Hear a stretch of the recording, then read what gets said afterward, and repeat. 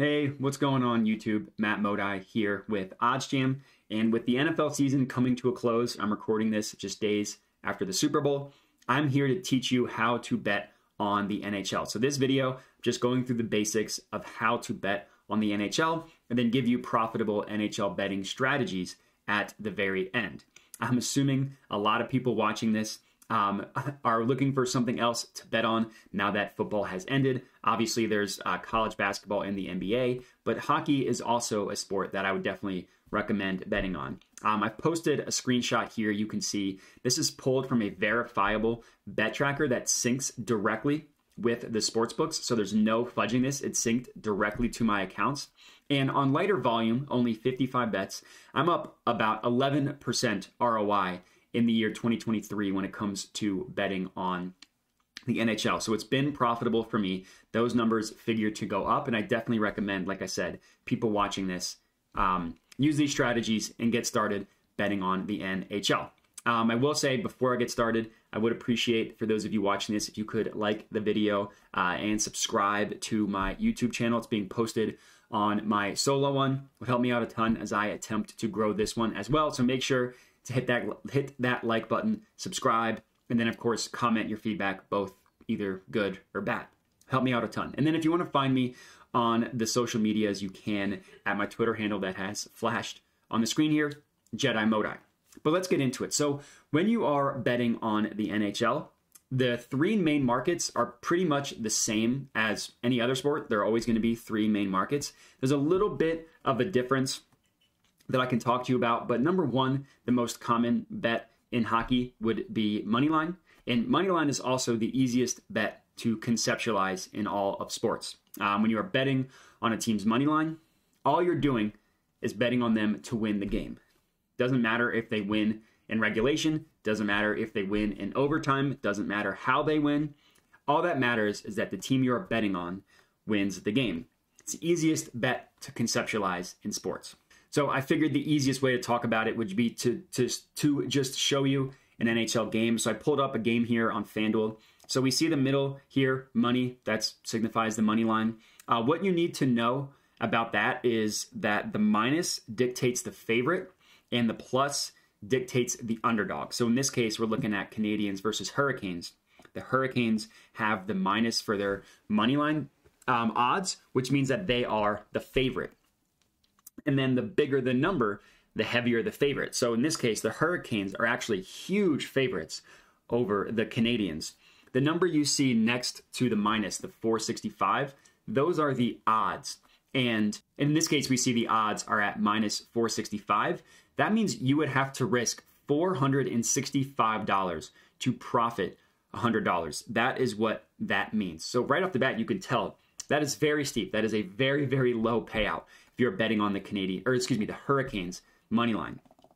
And then for the underdog, it's the same thing. The number next to the plus are the odds, and the higher the number, the bigger the underdog the team is. So with the plus money odds, it's if you risk $100, that's how much you would profit. So in this case, if I risked $100 on the Canadiens to win straight up, and then of course, if they won, I would profit $350. So right off the bat, you can tell that it is profitable if you're able to identify moneyline underdog, or I guess I should say, it's profitable if you can identify underdogs that you think are likely to win straight up because the payouts are so high in your favor.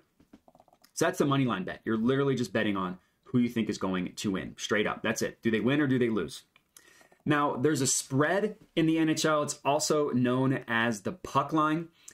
This is basically, instead of choosing who you think is going to win straight up, you think, or you're betting on how much a team is going to win or lose by. So instead of betting on the team to win straight up, in this case, the Hurricanes, we see the spread is at minus 2.5. That means that the Hurricanes would need to win by 3 or more goals in order to win your spread bet. So if you bet the Hurricanes and they won 5-2, you would win this minus 2.5 spread bet. So again, the minus dictates the favorite. The number next to it dictates how many points, or how many goals in this case, the team would need to win by. Now, there are obviously also odds associated with it. We see here that the odds are at plus 104. Since it's plus money, that means that if you bet $100 on the Hurricanes -2.5 and they won by 3 or more, you would profit $104. Again, it's the same thing for the underdog. The number next to the plus signifies how many goals they are underdogs by. And in this case, the +2.5 means that the Canadians could either lose by 2 or fewer, so they could lose by 1 or they could lose by 2, or they could win straight up and you would win your puck line, your spread bet on the Canadians. In this case, the odds are at -128, which means that because it's a minus, you would have to risk $128 to profit 100. So let's stick with the money line and the spread, because that's obviously, this bet is directly associated to the winner or loser of the game. Bunch of different strategies right off the bat. A spread bet is a good way to back the favorite if you think they're going to win by over the spread amount without having to risk as much money. Like in this case, if I think the Hurricanes are going to win by 3 or more, then I should definitely bet the spread because the payout is significantly higher in my favor. I go from risking 465 to profit 100 to profiting 104 by only risking 100. Obviously, the risk is higher, so it's all about a risk reward when it comes to the spread versus the money line. And it's the same thing for the underdog. If I'm not confident that the Canadians are going to win straight up, but I am confident this is going to be a close hockey game, then I would want to take the spread bet, and it's more likely to hit, but the payout's not as good. So whether you're betting on the underdog or the favorite or the spread or the money line, it's a risk reward proposition that you have to think about and have to understand which side you like, and whether it's a spread or a money line. I'll talk about strategies and how to identify what's a good spread, money line, all that stuff to take. But that's what it means. Money line wins means you're just betting on who's going to win straight up. Spread means you're betting on how many goals a team is going to win or lose by. Then the third of the main lines is the total. So when you're betting on a total, you are no longer betting on who you think is going to win the game straight up. The outcome of the game is not related to the total at all. Instead, you're just betting on the number of goals scored in this game. So in this case, we see that the over-under is set at 6.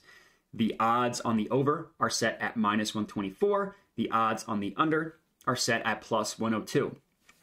So what this means, if you're betting on the over, you need more than 6 goals to be scored, and you would win your over bet. So 7 or more, you win your over bet. If you're betting on the under, you need fewer than 6 goals to be scored. So you need 5 or fewer, and you win your under bet.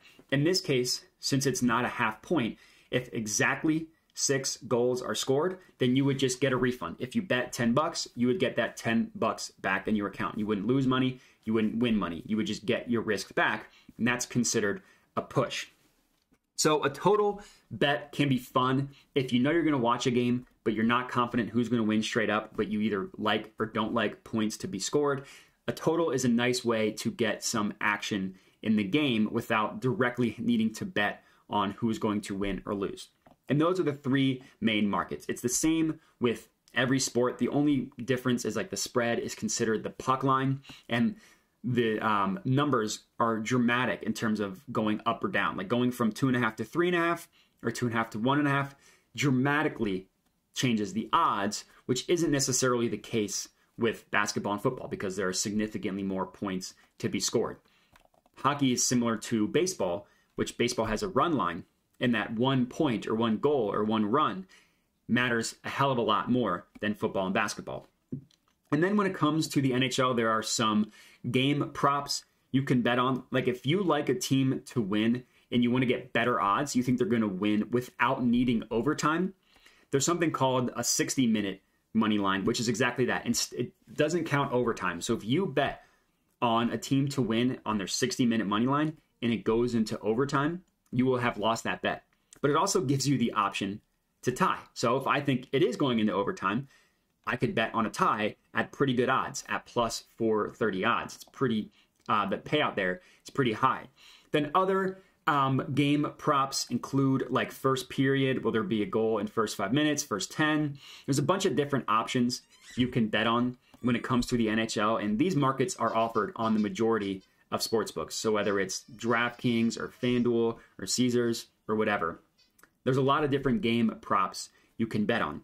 And then the last thing and this is my favorite thing to bet on when it comes to hockey, are player props. So that includes goal score. So will someone score a goal? Points/assists. So how many points or assists will they record? And then the moneymaker here is shots on goal. So you can bet on how many shots on goal a specific player will have. And that is where I have actually made the most of my income, most of my profits on the NHL is actually on the shots on goal. And then it's also on totals as well, which I'll talk about. And then there are also goalie props. So you can bet how many saves a goalie has. Will they have a shutout? Obviously the odds are very steep for a shutout, but those are types of player props you can bet on. Then the last market that I haven't touched on yet are just futures. Future is exactly what it sounds like. You're betting on a future outcome. So you can bet on who's going to win the Stanley Cup. You can bet on certain team futures, like will this team win the President's Trophy? Who will have the worst record? Who will have the most points? Who's going to win their conference or division or to make the playoffs? You can even bet on the NHL draft, which is fun as well. And those are types of futures bets that you can make. So that is how you can bet on the NHL, right? You have the three main markets: total, money line, puck line. You have game props. You have player props. Now let's talk about how to make money betting on the NHL, which is probably everybody's the most important part when it comes to it. It's important to have the education to know what you're looking for. It's also important to know how to be profitable. And for me, the main source that I use to be profitable with the NHL is actually the OddsJam positive expected value page, which I have up here. So if you're unfamiliar with positive EV and what it means and all that stuff, I would definitely recommend checking out the first video posted on this channel. I detail positive expected value betting, why it's so profitable, and how I personally use the positive EV page. I just talk about it in a lot more detail. All you really need to know about positive expected value betting is that this tool, the positive EV tool, provides profitable betting opportunities that you can specifically filter for the NHL. So right now we're looking at only NHL bets that have some sort of edge. And I won't go too much into it. Like I said, I would recommend watching that video because it's like it could take a while to really get into explaining positive EV. But all you really need to know is that everything is derived from these no vig odds. So you see this column here, there are odds in every single column, right? There's always going to be no vig odds. These odds are pulled from the sharpest sports books in the world, the sports books that consistently do the best job at pricing odds. So if you just click your mouse into a play, you literally just click it where it's highlighted blue, it pulls up odds from every major sports book and where they price a play to be. Same exact play. We're looking at over under 5.5 total goals, right? That's all we're looking at. And you can just see the wide range of odds across all these sports books, right? Like we see odds range from plus 125 all the way up to plus 170, which is insane. That's like a 55-cent gap, 45-cent gap between the same exact play. So what we need to know here, all sports books are going to have different ways for pricing odds. They're all going to have different odds, and some sports books are better than others. There's some sports books that are considered sharp when it comes to sports betting, and that is what feeds into these no vig odds here. So these no vig odds pull odds from the sharpest sports books in the world, the sports books that consistently do the best job at pricing odds. That's why it's so powerful. Basically saying these 5, 7, whatever sharp sports books have something priced one way, we are able to get better odds, which better odds means higher payout, more favorable for us as the sports bettor on another sports book. That is profitable in the long run. So that's how I've been able to make the majority of my profit with the NHL, is betting on positive expected value plays. And I've had the best luck with the shots on goal market. For whatever reason, these sports books just have them priced incorrectly. But that doesn't mean I just blindly bet on every single shots on goal play. Like I don't just go through and blindly bet on every single one. I do a little bit additional research to make sure that the play that I'm placing is good, basically, long story short. And when I say research, I don't mean I look into the matchups. I don't mean I look into the player and his trends. What you really want to look at is compare the odds of the bet that is the positive expected value one, the positive EV one. In this case, it's Carter Verhage. I don't want to butcher that guy's last name. it's over 3.5 shots on goal, plus 145 at BetRivers. So you want to compare the odds of the bet you're placing. So right here, BetRivers, plus 145, compared to the rest of the sports books that are pricing odds. So we know that like the Novig odds pull from the sharpest, but I just like to have that additional sense of comfort and look at where every other book is pricing it. And as we can see here, so we're getting plus 145.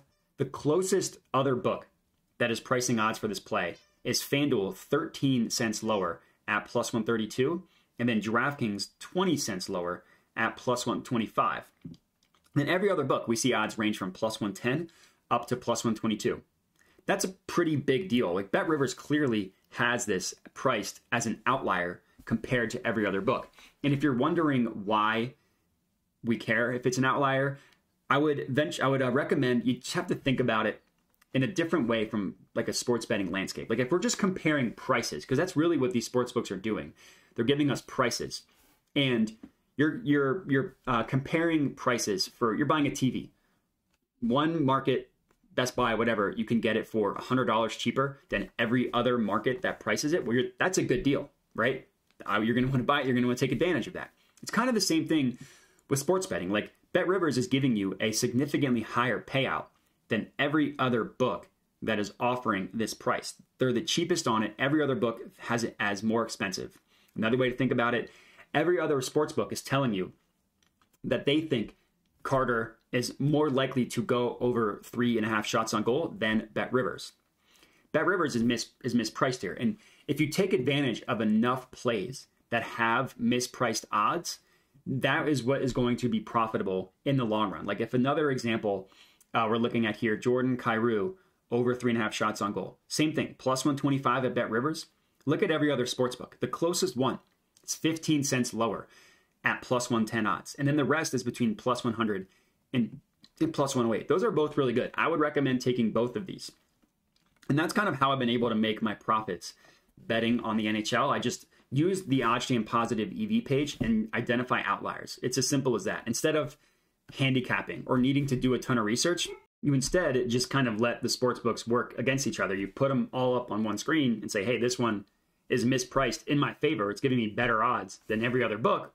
That is going to be a profitable bet to take advantage of. You do that enough and you will be profitable. And that's kind of my NHL betting strategy and how to bet on hockey. So if you're watching this, definitely comment and let me know your feedback. If it's something that you enjoyed, something that you thought I could do better, definitely comment.